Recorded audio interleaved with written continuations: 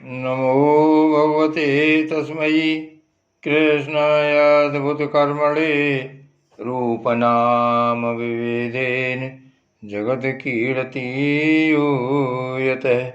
सच्चिदानन्दरूपाय विश्वभूतपत्यादिहेतवे तापत्रय विनाशाय श्रीकृष्णाय वयं नुमः।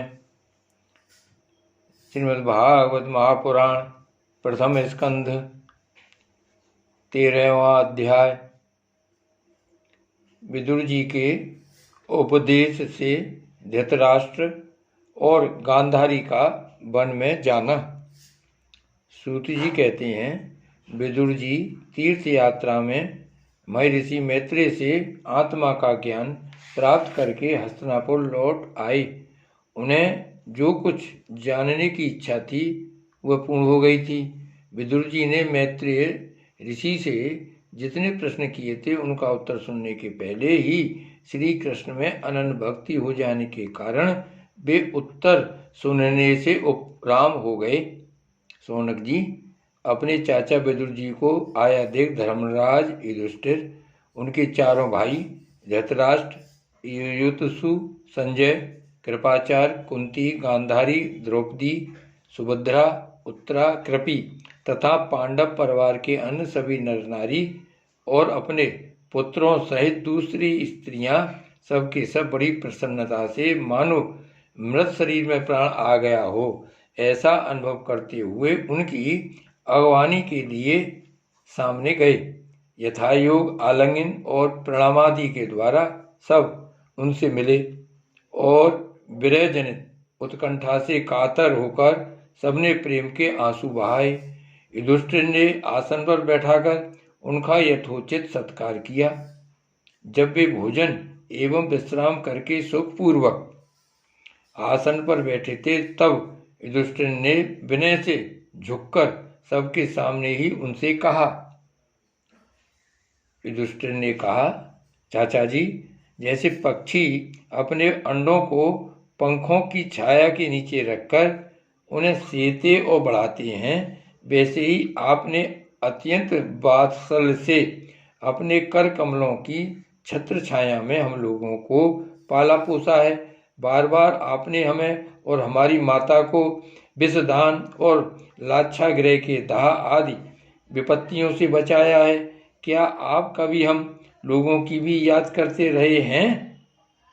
आपने पृथ्वी पर विचरण करते समय किस वृत्ति से जीवन निर्वाह किया? आपने पृथ्वी तल पर किन किन तीर्थों और मुक्त क्षेत्रों का सेवन किया? प्रभु, आप जैसे भगवान के प्यारे भक्त स्वयं ही तीर्थ स्वरूप होते हैं। आप लोग अपने हृदय में विराजमान भगवान के द्वारा तीर्थों को भी महातीर्थ बनाते हुए विचरण करते हैं। चाचा जी, आप तीर्थ यात्रा करते हुए द्वारका भी अवश्य ही गए होंगे। वहाँ हमारे सुहृदय एवं भाई बंधु यादव लोग, जिनके एकमात्र आराध्य देव श्री कृष्ण हैं, अपनी नगरी में सुख से तो हैं न? आपने यदि जाकर देखा नहीं होगा तो सुना तो अवश्य ही होगा। युधिष्ठिर के इस प्रकार पूछने पर विदुर जी ने तीर्थों और यदुवंशियों के संबंध में जो कुछ देखा, सुना और अनुभव किया था सब क्रम से बतला दिया। केवल यदुवंश के विनाश की बात नहीं कही। करुण हृदय विदुर जी पांडवों को दुखी नहीं देख सकते थे, इसलिए उन्होंने यह अप्रिय एवं असह्य घटना पांडवों को नहीं सुनाई, क्योंकि वह तो स्वयं ही प्रकट होने वाली थी। पांडव विदुर जी का देवता के समान सेवा सत्कार करते थे। वे कुछ दिनों तक अपने बड़े भाई धृतराष्ट्र की कल्याण कामना से सब लोगों को प्रसन्न करते हुए सुखपूर्वक हस्तिनापुर में ही रहे। विदुर जी तो साक्षात धर्मराज थे। मांडव्य ऋषि के हिसाब से ये 100 वर्ष के लिए शूद्र बन गए थे। इतने दिनों तक यमराज के पद पर अरयमा थे और वही पापियों को उचित दंड देते थे। राज्य प्राप्त हो जाने पर अपने लोकपालों सरीके भाइयों के साथ राजा युधिष्ठिर वंशधर परीक्षित को देकर अपनी अतुल संपत्ति से आनंदित रहने लगे। इस प्रकार पांडव गृहस्थ के काम धंधों में रम गए और उन्हीं के पीछे एक प्रकार से यह बात भूल गए कि अनजान में ही हमारा जीवन मृत्यु की ओर जा रहा है। अब देखते देखते उनके सामने वह समय आ पहुंचा जिसे कोई टाल नहीं सकता। परंतु विदुर जी ने काल की गति जानकर अपने बड़े भाई धृतराष्ट्र से कहा, महाराज देखिए, अब बड़ा भयंकर समय आ गया है, झटपट यहाँ से निकल चलिए। हम सब लोगों के सिर पर वह सर्वसमर्थ काल मड़राने लगा है, जिसके टालने का कहीं भी कोई उपाय नहीं है। काल के वशीभूत होकर जीव का अपने प्रियतम प्राणों से भी बात की बात में वियोग हो जाता है। फिर धन जन आदि दूसरी वस्तुओं की तो बात ही क्या है। आपके चाचा, ताऊ, भाई, सगे संबंधी और पुत्र सभी मारे गए। आपकी उम्र भी ढल चुकी, शरीर बुढ़ापे का शिकार हो गया। आप पराए घर में पड़े हुए हैं। ओ, इस प्राणी को जीवित रहने की कितनी प्रबल इच्छा होती है। इसी के कारण तो आप भीम का दिया हुआ टुकड़ा खाकर कुत्ते का सा जीवन बिता रहे हैं। जिनको आपने आग में जलाने की चेष्टा की, विष देकर मार डालना चाहा, भरी सभा में जिनकी विवाहिता पत्नी को अपमानित किया, जिनकी भूमि और धन छीन लिए, उन्हीं के अन्न से पले हुए प्राणों को रखने में क्या गौरव है। आपके अज्ञान की हद हो गई कि अब भी आप जीना चाहते हैं, परंतु आपके चाहने से क्या होगा। पुराने वस्त्र की तरह बुढ़ापे से गला हुआ आपका शरीर आपके न चाहने पर भी क्षीण हुआ जा रहा है। अब इस शरीर से आपका कोई स्वार्थ सधने वाला नहीं है। इसमें फंसिए मत, इसकी ममता का बंधन काट डालिए। जो संसार के संबंधियों से अलग रहकर उनके अनजान में अपने शरीर का त्याग करता है, वही धीर कहा गया है। चाहे अपनी समझ से हो या दूसरे के समझाने से, जो इस संसार को दुख रूप समझकर इससे विरक्त हो जाता है और अपने अंतःकरण को बस में करके हृदय में भगवान को धारण कर संन्यास के लिए घर से निकल पड़ता है, वही उत्तम मनुष्य है। इसके आगे जो समय आने वाला है वह प्राह मनुष्यों के गुणों को घटाने वाला होगा। इसलिए आप अपने कुटुंबियों से छिपकर उत्तराखंड में चले जाइए। जब छोटे भाई विदुर ने अंधे राजा धृतराष्ट्र को इस प्रकार समझाया, तब उनकी प्रज्ञा के नेत्र खुल गए। वे भाई बंधुओं के सुदृढ़ स्नेह पासों को काटकर अपने छोटे भाई विदुर के दिखलाए हुए मार्ग से निकल पड़े। जब परम पतिव्रता सुबल नंदिनी गांधारी ने देखा कि मेरे पति देव तो उस हिमालय की यात्रा कर रहे हैं, तो सन्यासियों को वैसा ही सुख देता है जैसा वीर पुरुषों को लड़ाई के मैदान में अपने शत्रु के द्वारा किए हुए न्यायोचित प्रहार से होता है, तब वे भी उनके पीछे पीछे चल पड़ी। अजात शत्रु युधिष्ठिर ने प्रातःकाल संध्या बंदन तथा अग्निहोत्र करके ब्राह्मणों को नमस्कार किया और उन्हें तिल, गौ, भूमि और सुवर्ण का दान दिया। इसके बाद जब वे गुरुजनों की चरण वंदना के लिए राजमहल में गए, तब उन्हें धृतराष्ट्र, विदुर तथा गांधारी के दर्शन नहीं हुए। युधिष्ठिर ने उद्विग्न चित्त होकर वहीं बैठे हुए संजय से पूछा, संजय, मेरे वे वृद्ध और नेत्रहीन पिता धृतराष्ट्र कहाँ हैं? पुत्र शोक के पीड़ित दुखिया माता गांधारी और मेरे परम हितैषी चाचा विदुर जी कहाँ चले गए? ताऊ जी अपने पुत्रों और बंधु बांधवों के मारे जाने से दुखी थे। मैं बड़ा मंद बुद्धि हूँ, कहीं मुझसे किसी अपराध की आशंका करके वे माता गांधारी सहित गंगा जी में तो नहीं कूद पड़े। जब हमारे पिता पांडु की मृत्यु हो गई थी और हम लोग नन्हे नन्हे बच्चे थे, तब इन्हीं दोनों चाचाओं ने बड़े बड़े दुखों से हमें बचाया था। वे हम पर बड़ा ही प्रेम रखते थे। हाय, वे यहाँ से कहाँ चले गए? सूत जी कहते हैं, संजय अपने स्वामी धृतराष्ट्र को न पाकर कृपा और स्नेह की विकलता से अत्यंत पीड़ित और विरहातुर हो रहे थे। वे युधिष्ठिर को कुछ उत्तर न दे सके। फिर धीरे धीरे बुद्धि के द्वारा उन्होंने अपने चित्त को स्थिर किया।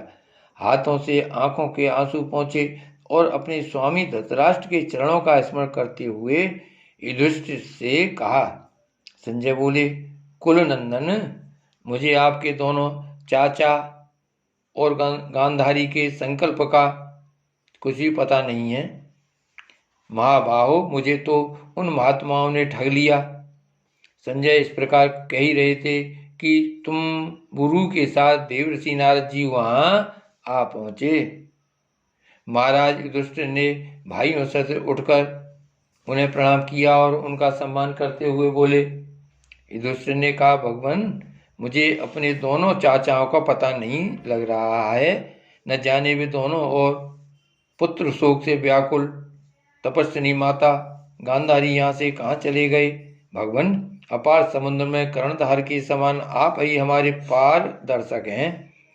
तब भगवान के परम भक्त भगवान में देवर्षि नारद ने कहा, धर्मराज, तुम किसी के लिए शोक मत करो, क्योंकि यह सारा जगत ईश्वर के बस में है। सारे लोक और लोकपाल विवश होकर ईश्वर की ही आज्ञा का पालन कर रहे हैं। वही एक प्राणी को दूसरे से मिलाता है और वही उन्हें अलग करता है। जैसे बैल बड़ी रस्सी में बंधे और छोटी रस्सी से नते रहकर अपने स्वामी का भार ढोते हैं, उसी प्रकार मनुष्य भी वर्णाश्रमादि अनेक प्रकार के नामों से वेद रूप रस्सी में बंधकर ईश्वर की ही आज्ञा का अनुसरण करते हैं। जैसे संसार में खिलाड़ी की इच्छा ही खिलौनों का संयोग और वियोग होता है, वैसे ही भगवान की इच्छा से ही मनुष्यों का मिलना बिछड़ना होता है। तुम लोगों को जीव रूप से नित्य मानो या देह रूप से अनित्य, अथवा जड़ रूप से अनित्य और चेतन रूप से नित्य, अथवा शुद्ध ब्रह्म रूप में नित्य अनित्य कुछ भी न मानो। किसी भी अवस्था में मोह जन्य आसक्ति के अतिरिक्त वे शोक करने योग्य नहीं है। इसलिए धर्मराज, वे दीन दुखी चाचा चाची असहाय अवस्था में मेरे बिना कैसे रहेंगे। इस अज्ञान जन्य मन की विकलता को छोड़ दो। यह पांच भौतिक शरीर काल, कर्म और गुणों के बस में है। अजगर के मुंह में पड़े हुए पुरुष के समान यह पराधीन शरीर दूसरों की रक्षा ही क्या कर सकता है। हाथ वालों के बिना हाथ वाले, चार पैर वाले पशुओं के बिना पैर वाले तृणादि, और उनमें भी बड़े जीवों के छोटे जीव आहार हैं। इस प्रकार एक जीव दूसरे जीव के जीवन का कारण हो रहा है। इन समस्त रूपों में जीवों के बाहर और भीतर वही एक स्वयं प्रकाश भगवान, जो संपूर्ण आत्माओं के आत्मा हैं, माया के द्वारा अनेकों प्रकार से प्रकट हो रहे हैं। तुम केवल उन्हीं को देखो। महाराज, समस्त प्राणियों को जीवन दान देने वाले वे ही भगवान इस समय इस पृथ्वी तल पर देवद्रोहियों का नाश करने के लिए काल रूप से अवतीर्ण हुए हैं। अब वे देवताओं का कार्य पूरा कर चुके हैं, थोड़ा सा काम और शेष है, उसी के लिए वे रुके हुए हैं। जब तक वे प्रभु यहाँ हैं, तब तक तुम लोग भी उनकी प्रतीक्षा करते रहो। धर्मराज, हिमालय के दक्षिण भाग में जहाँ सप्त ऋषियों की प्रसन्नता के लिए गंगा जी ने अलग अलग 7 धाराओं के रूप में अपने को 7 भागों में विभक्त कर दिया है, जिसे सप्त स्रोत कहते हैं, वहीं ऋषियों के आश्रम पर धृतराष्ट्र अपनी पत्नी गांधारी और विदुर के साथ गए हैं। वहां वे त्रिकाल स्नान और विधिपूर्वक अग्निहोत्र करते हैं। अब उनके चित्त में किसी प्रकार की कामना नहीं है। वे केवल जल पीकर शांत चित्त से निवास करते हैं। आसन जीतकर प्राणों को वश में करके उन्होंने अपनी 6 इंद्रियों को विषयों से लौटा लिया है। भगवान की धारणा से उनके तमोगुण, रजोगुण और सतगुण के मल नष्ट हो चुके हैं। उन्होंने अहंकार को बुद्धि के साथ जोड़कर और उसे क्षेत्रज्ञ आत्मा में लीन करके उसे भी महाकाश में घटाकाश के समान सर्वाधिष्ठान ब्रह्म में एक कर दिया है। उन्होंने अपनी समस्त इंद्रियों और मन को रोककर समस्त विषयों को बाहर से ही लौटा दिया है और माया के गुणों से होने वाले परिणामों को सर्वथा मिटा दिया है। समस्त कर्मों का संन्यास करके वे इस समय ठूंठ की तरह स्थिर होकर बैठे हुए हैं। अतः तुम उनके मार्ग में विघ्न रूप मत बनना। धर्मराज, आज से 5वें दिन वे अपने शरीर का परित्याग कर देंगे और वह जलकर भस्म हो जाएगा। गारह पत्यादि अग्नियों के द्वारा पर्णकुटी के साथ अपने पति के मृतदेह को जलते देखकर बाहर खड़ी हुई साध्वी गांधारी भी पति का अनुगमन करती हुई उसी आग में प्रवेश कर जाएंगी। धर्मराज, विदुर जी अपने भाई का आश्चर्य में मोक्ष देखकर, हर्षित और वियोग देखकर दुखित होते हुए वहां से तीर्थ सेवन के लिए चले जाएंगे। देवऋषि नारद यूं कहकर तुम बुरु के साथ सुरग को चले गए। धर्मराज युधिष्ठिर ने उनके उपदेशों को हृदय में धारण करके शोक को त्याग दिया। श्री भागवत भगवान की जय। श्री वल्लभाधीश की जय। श्री गोवर्धननाथ की जय। श्याम स्वरूप श्री यमुने महारानी की जय। श्री गोकुलनाथ की जय। जय जय श्री गोकुलेश।